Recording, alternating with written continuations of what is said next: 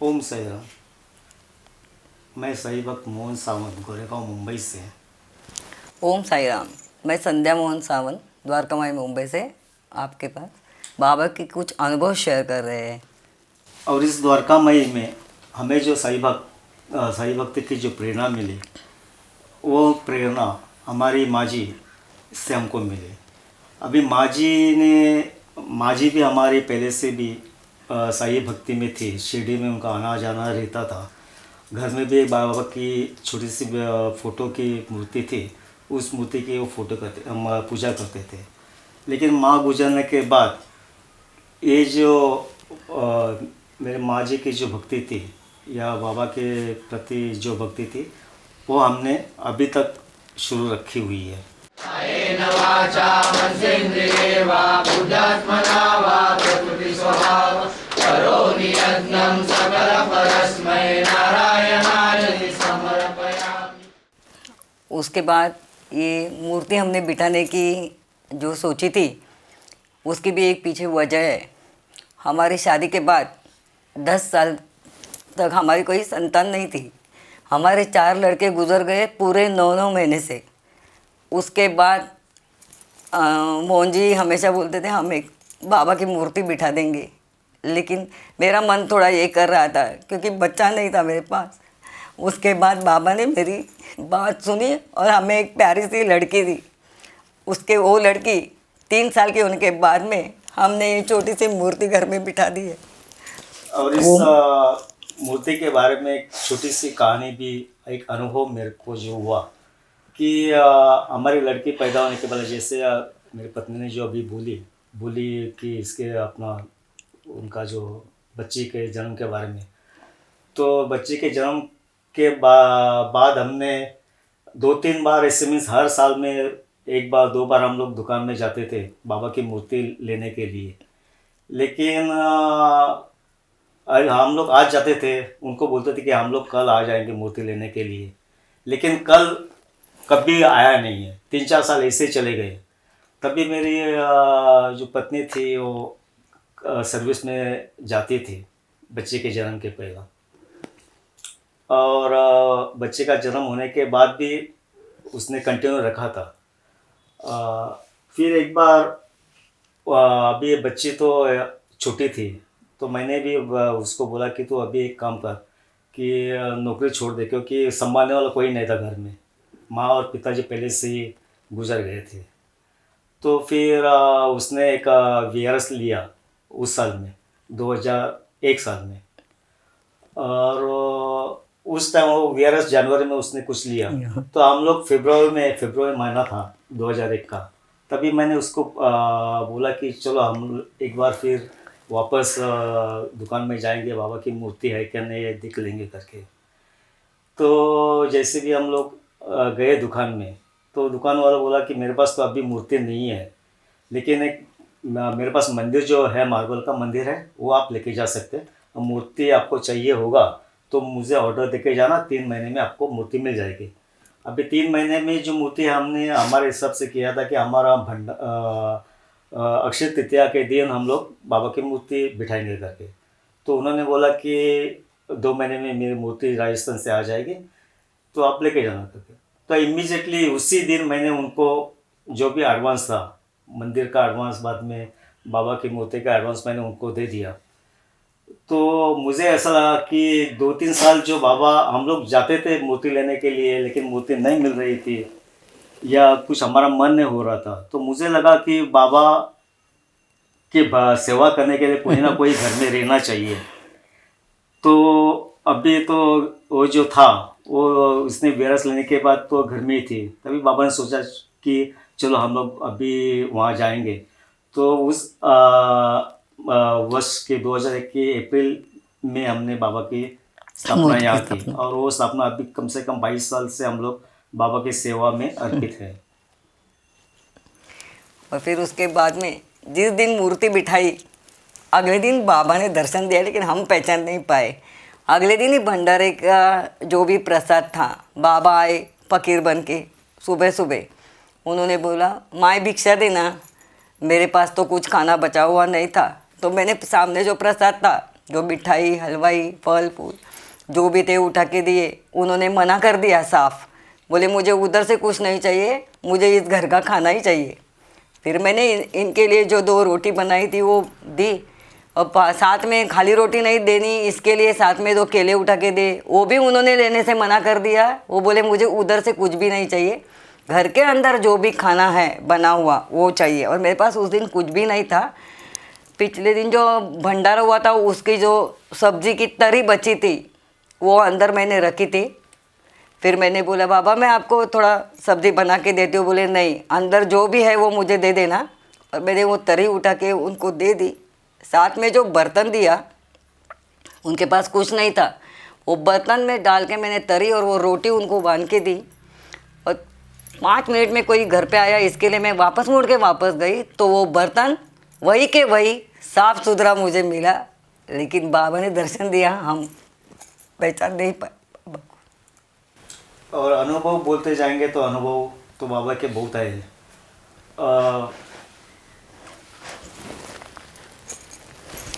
एक बार 26 जुलाई में जो बारिश हुई थी, उस बारिश में हमारे घर में जो हमारा बाबा का अभी छोटा सा द्वारका में उसमें बाबा बैठे हैं, उसमें कम से कम मेरे घर में 6-7 फीट पानी आया था।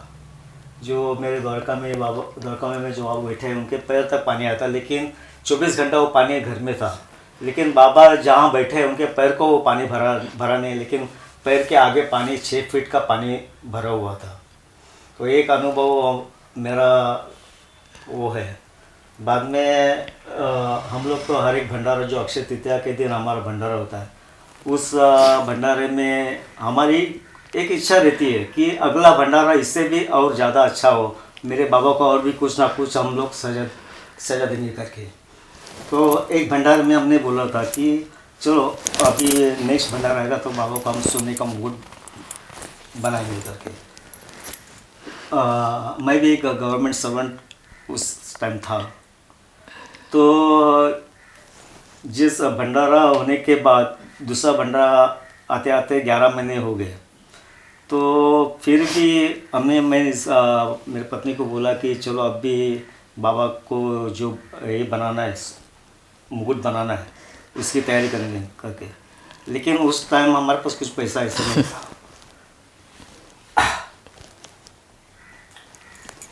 लेकिन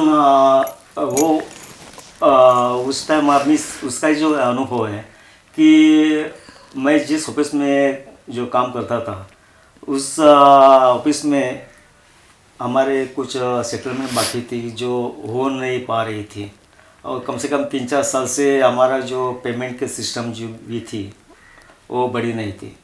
तो अचानक मार्च महीने में हमारी वो जो सेटलमेंट मैनेजमेंट से हुई है, और उसमें हमारा जो सैलरी 70% से हाइक हो गया। उसका 3 साल का जो एरियर्स था वो भी देने के लिए वो तैयार हो गए।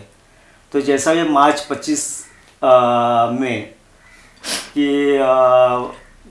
मैनेजमेंट ने सेटलमेंट की, और उसमें उस टाइम मीन्स कुछ 50-55 हज़ार मुझे जो मिले, तो मैं जैसे ही मेरे पास पैसा आया, मैं मिसेस को बोला कि चलो जितना भी मेरे को पैसा मिला है वो बाबा की वजह से ही मिला है, बाबा ने ला के दिया है करके। तो उसी दिन जिस दिन पैसा मिला उसी दिन मैं उसको ज्वेलर के पास भेजा और बोला कि ऐसा ऐसा लेके आओ करके। और जितना पैसा आया था उसका सबका हमने बाबा के लिए वो मुकुट बनाया। हमारे वो सब बाबा का ही है। बाबा अभी हमारे इस द्वारका में बाबा के साथ अक्कलकोट के श्री स्वामी समर्थ है, शेगांव के श्री गजानन महाराज भी बैठे हुए आपको देख रहे होंगे। अभी इनके पीछे भी एक थोड़ा सा एक्सपीरियंस जो मुझे हुआ वो मैं आपको शेयर करता हूँ। अभी एक हम ऐसे सोचे थे कि बाबा हमारे साथ बैठे हैं, लेकिन बाबा के वक्त के जो या पहले वाले जो समकालीन संत में श्री अक्कलकोट के श्री स्वामी समर्थ है, गजानन महाराज है, उनको भी हम लोग बाबा के साथ साथ बिठाएंगे ये सोचा था। लेकिन फिर एक दिन मैंने सोचा कि चलो आज जाएंगे स्वामी समर्थ और गजानन महाराज की मूर्ति हम लोग लेके आएंगे करके। तो मैं मूर्ति ढूंढने निकला, एक दुकान में गया तो वहाँ मुझे स्वामी समर्थ की मूर्ति पसंद आई। लेकिन मैंने तभी सोचा था कि हम लोग लेके आएंगे तो दोनों मूर्ति एक ही साथ लेके आएंगे करके। लेकिन उस दिन मैंने स्वामी समर्थ की मूर्ति उस दुकान में देखा तो मूर्ति मिली, लेकिन गजानन महाराज की नहीं मिली। तो उस दिन से 2-3 दिन मैंने पूरे बम्बई शहर में जाके देखा कि वहाँ कहाँ भी गजानन महाराज की मूर्ति नहीं मुझे मिली। और बाद में 15-20 दिन के बाद जैसा मेरा भंडारा नज़दीक आने लगा तो अभी वापस मैंने एक बार बम्बई में जाके देखना शुरू किया। तो एक दुकान में चला गया तो उनको पूछा कि आपके पास शेगांव के गजानन महाराज की मूर्ति आपके पास है क्या? तो बोला कि देखो आप सामने देखेंगे तो गजानन महाराज की मूर्ति मेरे पास है, आप चाहिए तो लेके जाओ। लेकिन मैं आपको पहले से क्लियर करता हूँ कि जो महाराज की मूर्ति के पैर के ऊपर कुछ दाग पड़ा हुआ है, इसलिए कोई मूर्ति मेरे से नहीं खरीद रहा है। तो उन्होंने मेरे को बताया कि देखो ये ऐसा है। तो मैंने वो उसके ऊपर कुछ माना नहीं, मैंने उनको बोला कि चलो मैं मूर्ति लेके जाता हूँ। तो मैं मूर्ति वहाँ से ले लिया, स्वामी समर्थ की मूर्ति वहाँ से ले लिया और दोनों एक ही साथ उस भंडार के पहला हमने उसकी स्थापना की। ये मेरा ये जो एक्सपीरियंस है वो बताऊँ। मैं अब एक बाबा का एक आपको अनुभव शेयर करती हूँ। हमारा जब भी भंडारा होता है अक्खा तीज का, तो हमारे जो हलवाई है इनके महाराज वो हर साल हमारे फिक्स ही है ऑलमोस्ट। तो एक साल क्या हुआ, जैसे कि 4 दिन का हमारा ये उत्सव रहता है, तो फर्स्ट डे उनका कुछ इमरजेंसी आया और वो गांव चले गए, किसी की डेथ हो गई कुछ। तो उन्होंने फ़ोन किया कि मैं नहीं आ पाऊँगा, तो आप आपका थोड़ा इंतज़ाम कर लेना। अभी लास्ट मोमेंट में इंतज़ाम करना तो बहुत थोड़ा भागा दौड़ी होती है। तो हमारे जो साई सेवक है बच्चे, उन्होंने इधर उधर भाग के एक हलवाई को ढूंढ के लेके आए। वो आए, बैठे, बात हो गई क्या क्या खाना बनाना है। हमने बोला देखो दाल चावल सब्ज़ी पूरी और 2 मिठाइयाँ बनती है, एक मोहनथाल और एक बूंदी का प्रसाद चढ़ता है।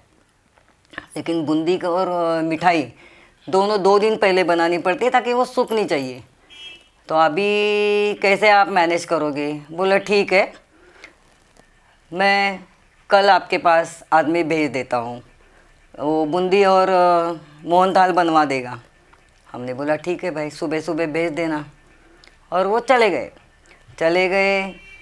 उस दिन शाम को हमारी पालकी निकलती है, जैसे कि अक्खा तीज के पहले दिन।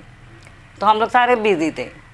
तो एक आदमी आए, बोले क्या क्या बनाना है बताओ, हमें सामान दे दो, बूंदी बनाने की है, मोहनथाल बनाने के है। सारा सामान उनको जो मैदान में पंडाल खड़ा होता है वहाँ पर रखा जाता है, तो वहाँ से बच्चों ने निकाल के दे दिया। उन्होंने सारी चीज़ें बना दी, बच्चे भी थे साथ में, और कोई इधर उधर लोग हो गए, उन्होंने सब प्रिपेयर करके रखा और चले गए। और हम बाद में ढूंढ रहे हैं उनको कि पैसा देना है उनको, तो बच्चे भी ढूंढ रहे, वो कहीं उनका पता नहीं चला। नेक्स्ट डे उनसे बात की हमने, तो बोले मैंने कोई आदमी भेजा नहीं था, मेरा बात ही नहीं हुआ किसी से। तो ऐसे बाबा आके वो भंडारा हमारा करके चले गए। लेकिन अभी भी जो भी हम लोग बाबा की सेवा कर रहे हैं, वो सेवा बाबा हमारे से करवा के लिए रहे हैं। कभी भी हमने बाबा को ये बोला नहीं कि बाबा हमें ये दे दो वो दे दो करके, लेकिन बाबा खुद ही देते हैं। और बाबा ने हमेशा हमारी परीक्षा भी लेते रहे हैं बहुत टाइम।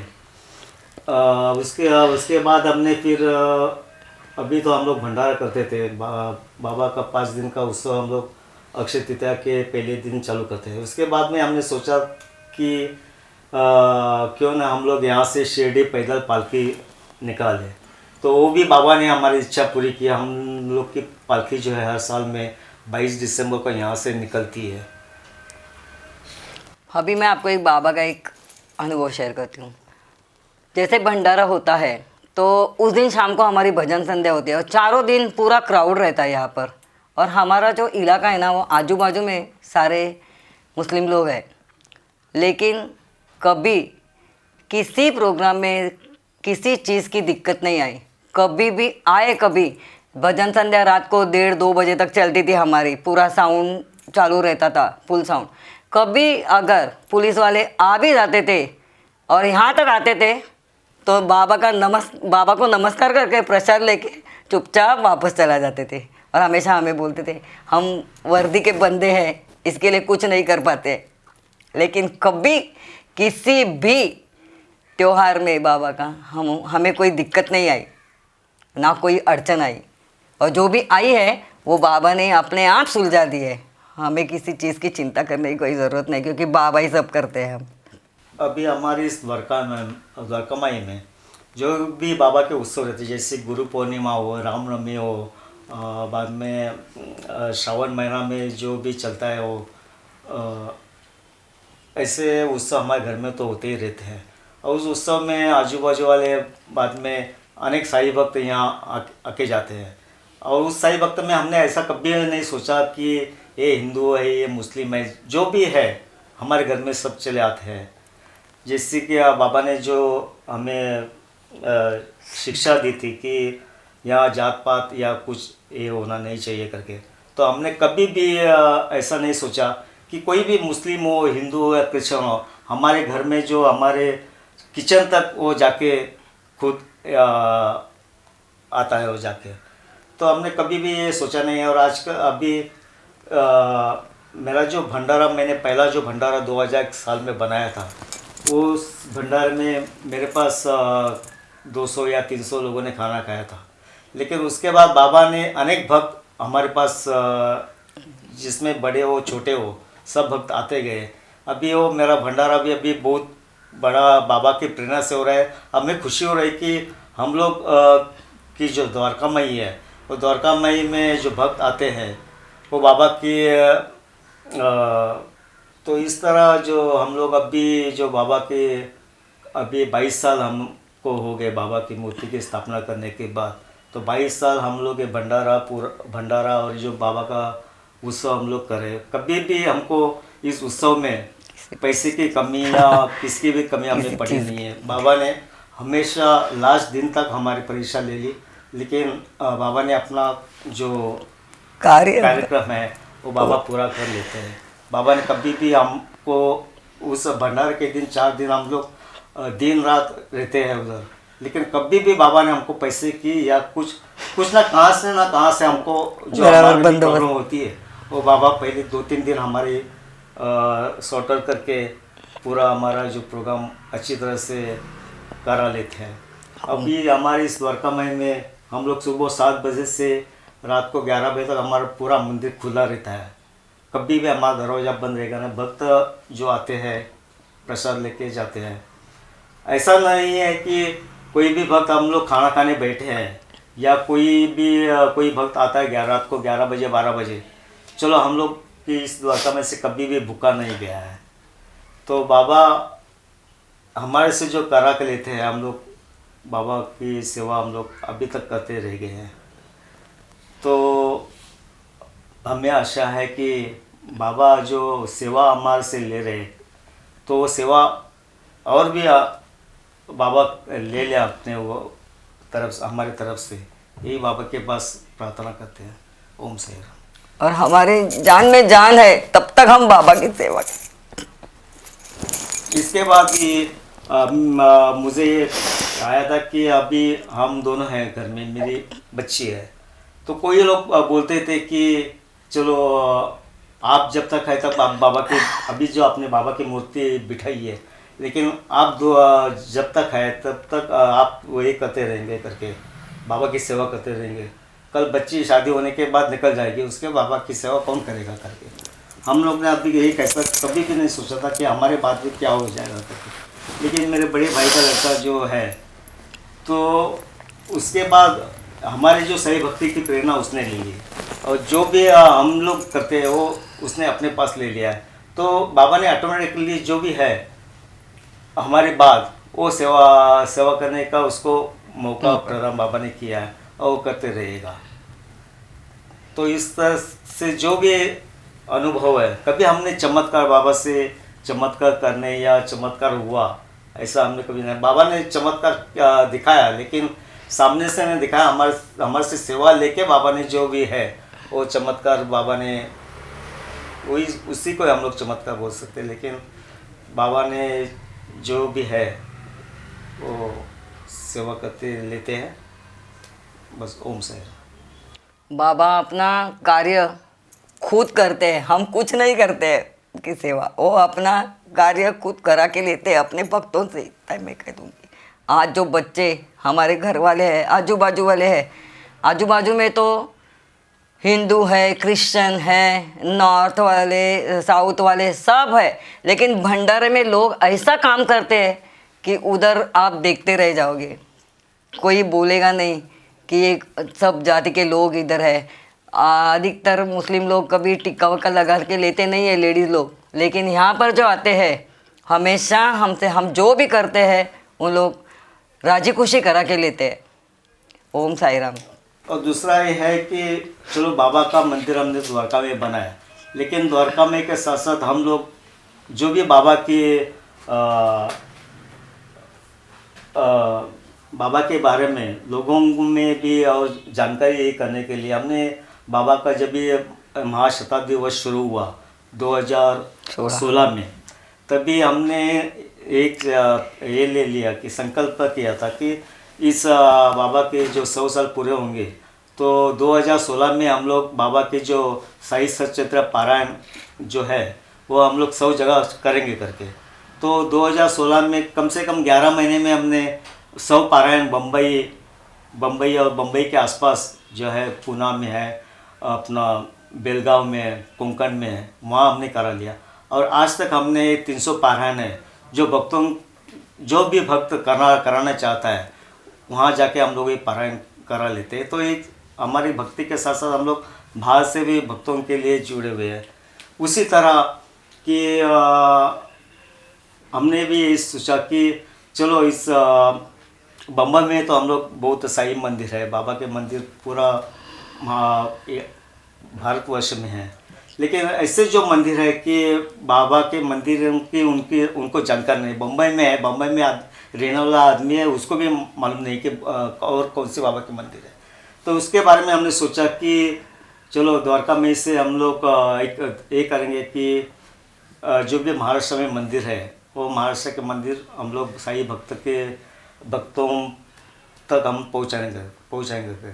तो हमारे एक साई के द्वार करके हमने एक जो चैनल बनाया था, उस चैनल के माध्यम से हमने 4-6-7 जगह हमने जाके बाबा के जो भी मंदिर है वहाँ के जो भक्त है या बाबा ने जिनके ऊपर कृपा की, वहाँ जाके हमने वहाँ उनके अनुभव है वो सब उस वीडियो में हमने शेयर करके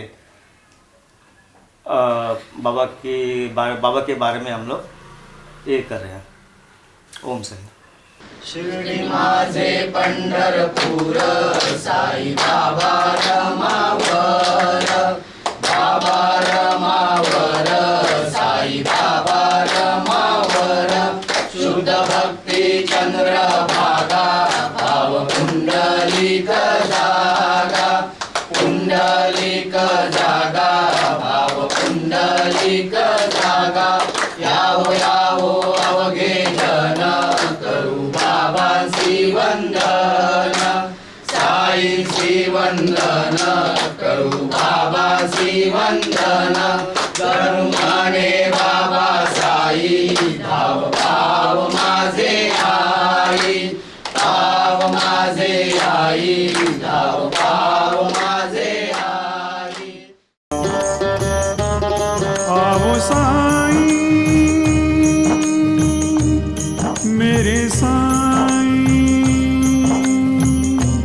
साई बाबा। मेरे साईं, मेरा विश्वास।